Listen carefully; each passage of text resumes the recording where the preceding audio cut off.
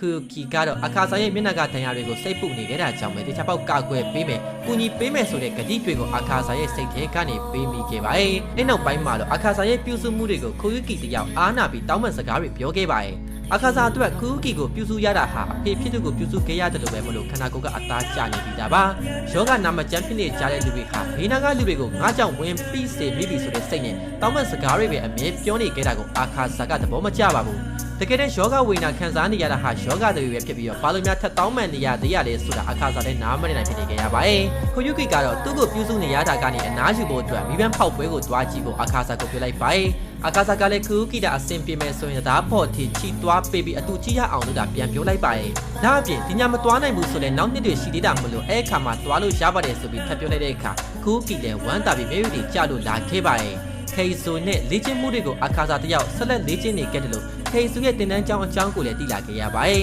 ။ခေဆိုဟာသမ ्या ဝီလက်ထဲကနေအဖိုးကြီးတယောက်ကိုကယ်တင်ပေးခဲ့ဘူးပါတယ်။ဖိုးကြီးကလည်းခေဆိုရဲ့ဆိုရူတိုက်ကွက်ကိုအရန်သဘောကျသွားခဲ့ရပြီးမြေနေရာနဲ့တင်တန်းကျောင်းအဟောင်းကိုပါခေဆိုစီကိုတွဲပြောင်းပေးသွားခဲ့တာပါ။အခုမကျင်တတ်ကြတဲ့အနီးနားကအခြားတင်တန်းကျောင်းကလူတွေကတော့ခေဆိုကိုစာပေနှိပ်ကွလာခဲ့ကြပါတယ်။ဒါကြောင့်ပဲခေဆိုစီမှာတင်တန်းသားမမြဲတာဖြစ်ပြီးတော့အခါစားတယောက်ထဲကတာဆိုရူတိုင်းပညာကိုအမွေဆက်ခံလိုက်ရတာပါ။ဒီလိုနဲ့3နှစ်ကြာပြီးတဲ့နောက်မှာတော့အခါစားရောက်ခူကီပါအသက်18ပြည့်သွားခဲ့တယ်လို့ခူကီရဲ့ကျမ်းမာရေးအခြေအနေကလည်းတိုးတက်လာခဲ့ပါတယ်။ဒါကြောင့်ပဲခေဆူကအခါစားကိုတင်တန်းကြောင်းအမွေဆက်ခံဖို့အပြင်ခူကီနဲ့လက်ထပ်ဖို့ကိုပါသဘောတူပေးခဲ့ပါတယ်။အားလုံးကရာဇဝတ်သားဆိုပြီးစိတ်ကန့်နှိပ်ထားကြပြီးအနာဂတ်ရှိမဲ့လို့တောင်မထင်ရှားတဲ့အခါစားလို့လူကိုချစ်ပေးမဲ့လူရှိလာခဲ့တာကြောင့်ဖခင်ဖြစ်သူရဲ့ရိုးသားတဲ့ဘဝမှာနေထိုင်နေမှာဆိုတဲ့စကားကိုအခါစားတယောက်စတင်ယုံကြည်လာမိခဲ့ပါတယ်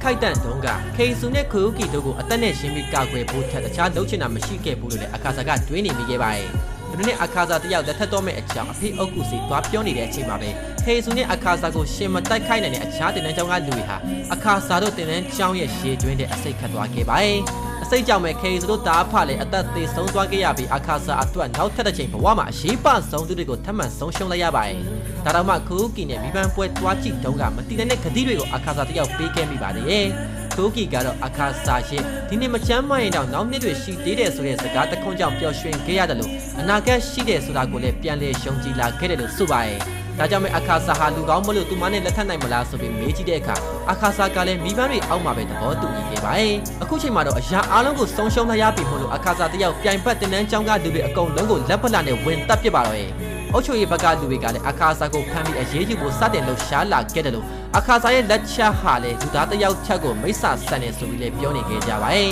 ။ဒါကြောင့်ပဲအခါစားစီကိုမူဆန်ကရောက်ရှိလာပြီးမိစ္ဆာကောင်အကြောင်းစုံစမ်းဖို့လာခဲ့ပေမဲ့လူသားတယောက်ဖြစ်နေလို့ပြင်းစရာကောင်းလိုက်တာလို့ပြောလိုက်ပါတယ်။အခါစားကတော့တိုက်ခိုက်ဖို့လိုက်ပေမဲ့မူဆန်ရဲ့လက်ကပဲအခါစားခေါင်းထဲဝင်သွားခဲ့ရကအစွမ်းထက်တဲ့ဒီမွန်12ကောင်ဖန်တီးဖို့အတွက်မူဆန်ပေးမဲ့တွေးပပနာကိုခံနိုင်ရရှိပါမလားဆိုပြီးအခါစားကိုမေးလိုက်ပါတယ်။အခါစားကဘာကမှခယူးမဆိုင်နိုင်တော့ဘူးလို့ပြန်ဖြေပြီးတဲ့နောက်မှာတော့အစွမ်းထက်ဒီမွန်တကောင်ဖြစ်တာခဲ့ရပြီးတော့အကုန်လုံးကိုတက်ပစ်ခဲ့ပါတော့ရဲ့